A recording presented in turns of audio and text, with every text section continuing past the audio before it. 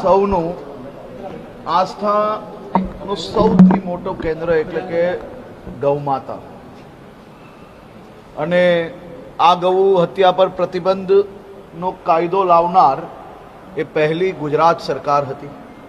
આદરણીય પ્રધાનમંત્રી શ્રી નરેન્દ્રભાઈ મોદીજીના ગુજરાતના મુખ્યમંત્રી કાળ દરમિયાનના શાસનમાં આ કડક કાયદો અમલમાં મૂકવામાં આવ્યો। ગુજરાત એવું રાજ્ય છે જ્યાં કરોડો લોકોને ગૌ માતા જોડે ખૂબ મોટી આસ્થા જોડાયેલી છે અને આ ગૌ માતાનું રક્ષણ કરવું એ આપણી ફરજ છે।